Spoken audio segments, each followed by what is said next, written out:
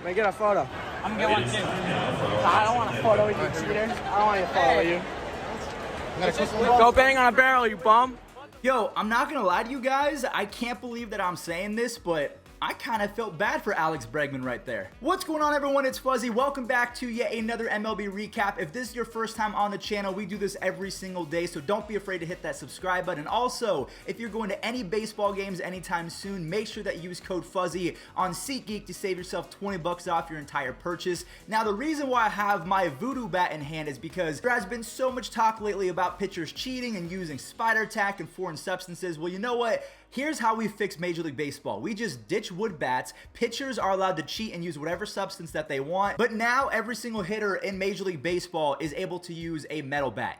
I mean, I feel like that would balance everything out. The biggest reason why I brought that up is because Aaron Judge actually responded to Josh Donaldson calling out Gerrit Cole, and Gerrit Cole faced Josh Donaldson, so it was a lot of fun. We'll talk about that later on in the video. Let's go ahead and kickstart today's recap with some walk-off victories. The Phillies, they storm all the way back, but let's talk about the highlights from the first few innings. Abraham Almonte, he makes a slick play over in left field, and Ronald Torreyes on this double play. Now, the umpire did call the runner at second safe at first because he didn't see that Torreyes was on the bag, but of course he was. Zach Eflin was really good in 6 innings. He only allowed 1 earned run and had 7 strikeouts. Tucker Davidson for the Braves, he's been magical. 3 earned runs in his first 18 big league innings. And then Luke Williams, he puts the W in Williams with this walk-off home run, which was also his first career home run. He is the 4th Phillies player ever to do that. And then also I want to mention that Ranger Suarez, he has thrown 20 innings of relief. He has not allowed a single earned run. He has a 0 ERA in 20 innings, so I wanted to give him a quick round of applause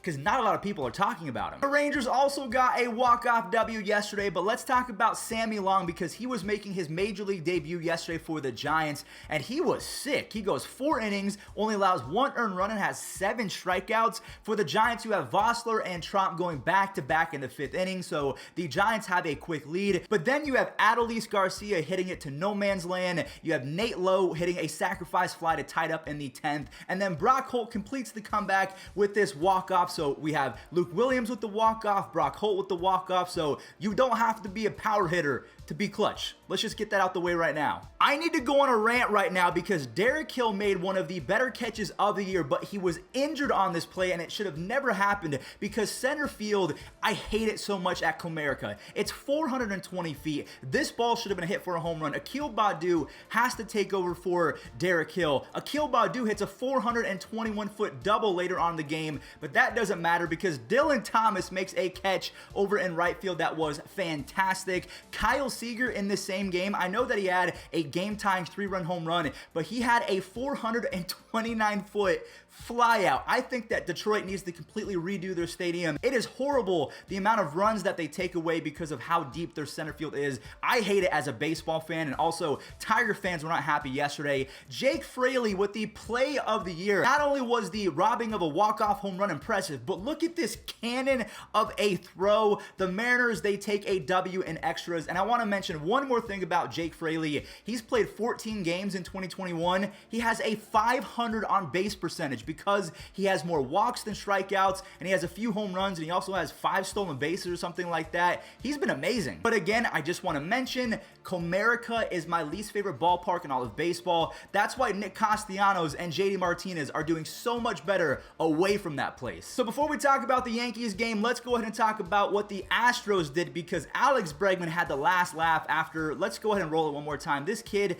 does he think he's funny? A lot of people thought it was funny, but I just thought it was, I mean, you're giving a professional athlete reasons to be better than normal. Like, athletes are also petty. They are going to use this as fuel. I don't get it. So this game started off as if it was a ranked seasons game in MLB The Show. You have outfielders not being able to make the grab, and then a bloop base hit. This scores a run. Jose Altuve hits his 10th home run of the year already. Yordan Alvarez drives in an RBI, so he's now up to 113 RBIs in his first 137 games. The Astros end up with 4 in the 3rd inning, and Alex Bregman shuts up that Met fan with a 3-for-4, 2 RBI day, a home run later on in the game, and Christian Javier comes in for a 4-inning save, scoreless. I mean, that guy is electric. How many young guys do the Astros have in terms of pitchers? You have Framber Valdez, you have Luis Garcia, you have Christian Javier. So many guys in that rotation are filling in the void of Forrest Whitley, Justin Verlander. Zach Greinke is doing pretty well. I just think the Astros are a pretty good overall team. The bullpen's a little shaky though. All right, let's talk about the Yankees versus the Twins. And before the game, Josh Donaldson was wearing a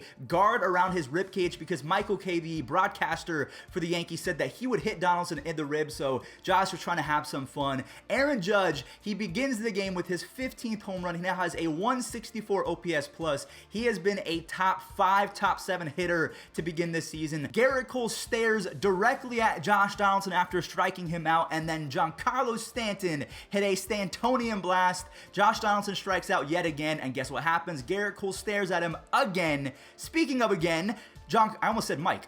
Giancarlo Stanton hits another home run, and Gerrit Cole, even though he gives up 2 earned runs, so he wasn't as dominant as he could have been. Those 6 innings, has 9 strikeouts, so he was really good. And the best comparison that I can make is Gerrit Cole is going to be nasty with or without spider tag. He's going to be even nastier with foreign substances, but that's like saying Barry Bonds was not good before steroids.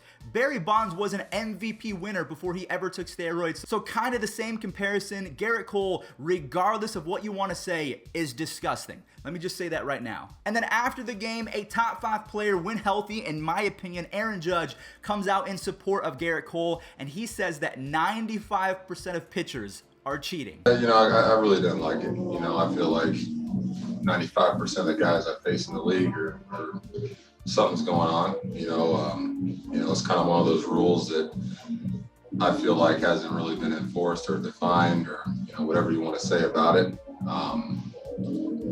But when it comes to it, we all got a job to do. Cole's got his job to do on the mound, and me as a hitter, I got to step in the box, and no matter what's going on, no matter what people are using, I got to go in there and do my job. So he didn't justify it by saying Gerrit Cole is cheating because everyone else is cheating, so it's a level playing field. He was more or less like, Josh Donaldson knows that pitchers are cheating because Major League Baseball allows it to happen. Now all of a sudden they're trying to play the good guys and crack down on it. Major League Baseball, I'm going to tell you this right now, I know for a fact, Major League Baseball and their headquarters has known about this issue for the longest time, and now they're trying to play victims like, oh no, the strikeouts are up, we have to do something about it. Gerrit Cole, Trevor Bauer, why are you doing this? Even Aaron Judge and Josh Donaldson know that the league's been knowing about this. Ooh, that gets me fired up. Let's go ahead and move on to another game, the Mets versus the Orioles. So a day after the Orioles smacked the Mets return the favor. They win 14-1, and they're 3.5 games ahead of anyone in their division. Pete Alonso hits his 3rd home run in his last 2 games. Then you have James McCann, Kevin Pillar making it 7-1 before the 4th inning. Brian McKinney, gotcha, Mets fans.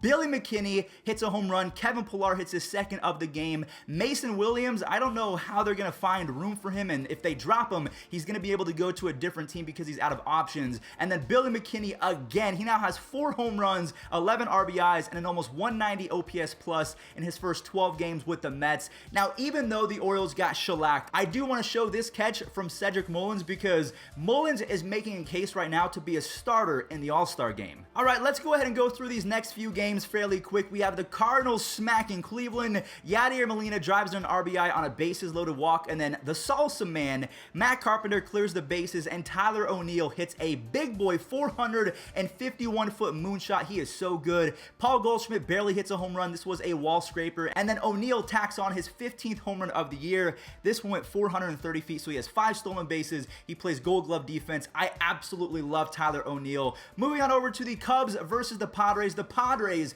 with this L, have now lost 10 of their last 17 games. The Cubs move back into first place after Machado, even though he drove in the first run of the game. Jock Peterson did his best Fernando Tatis Jr. impression with a little shuffle over at third base. Jake Arrieta was excellent. 5 innings, 6 strikeouts, only 1 earned run. Darvish wasn't horrible. In 7 innings, he had 8 strikeouts and 2 earned runs. Then you have Sergio Alcantara with his first MLB home run, and Craig Kimbrell, 15 saves. like I said a bunch of times before, he's back. So basically, if you're a Pirates fan and Tyler Anderson is on the mound and you're facing the Dodgers, you know that you're going to lose because Justin Turner hit a home run off Tyler Anderson, and even though the Pirates tied up, Turner does it yet again. I think he's hitting well over 500 in his career off of Tyler Anderson, and poor Colin Moran, he just got back from the IL on Saturday, and he's probably going to have to go back either a broken hand or a swollen hand.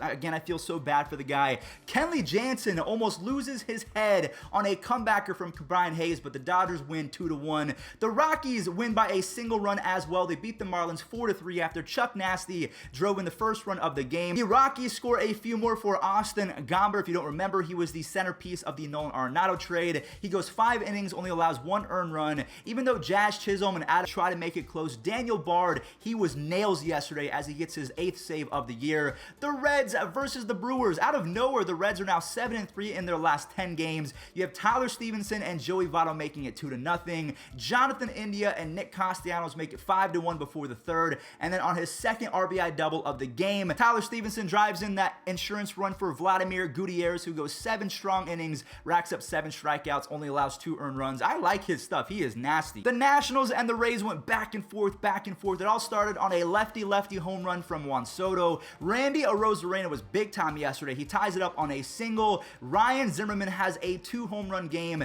This gives the Nationals the lead, and then Taylor Walls and Joey Wendell, they storm back. The Nationals score 2 more in the 10th, but then same with the Rays, and then the Nationals come back to get the W in extras. Again, a very roller coaster, wild game. I don't know if this is official. I'm not sure if I'm comfortable saying it just yet, but Lourdes Gurriel Jr. might have the best arm of any left fielder in baseball, so he gets another outfield assist. Nick Madrigal was clutch yesterday with an RBI double, and unfortunately, I don't know what it is with Chicago and the first baseline. It seems like the first baseline guys just hate them because we first lost Luis Robert going down the first baseline, and now Nick Madrigal suffers a hamstring injury. I think the Pirates might be shopping Adam Frazier. He would be a perfect fit in Chicago. Lance Lynn leaves after 7 dominant innings, has 9 strikeouts, only allows 1 earned run, and looked like a maniac. He was cursing and yelling all over the place. But the Blue Jays were gift-wrapped a W by 4 errors, and the Blue Jays win 6-2. It was a very ugly loss for the White Sox. Again, you can't do that. And then the final 2 games from yesterday,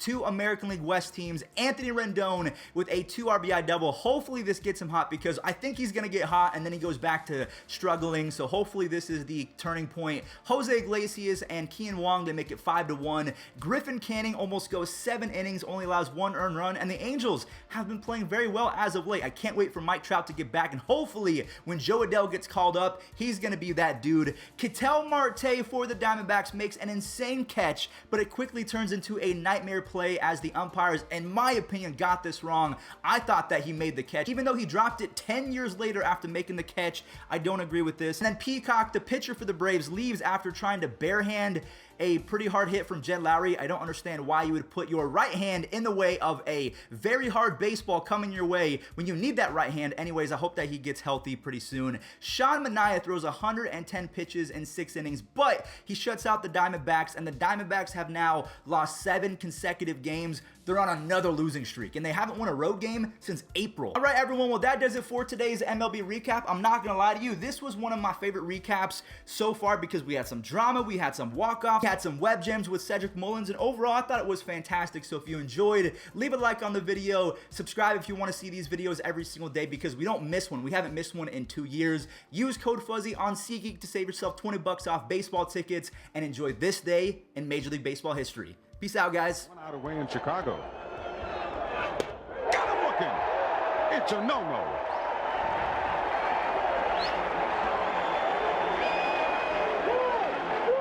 And Kevin Brown is being mobbed. The second no-hitter in Marlin history.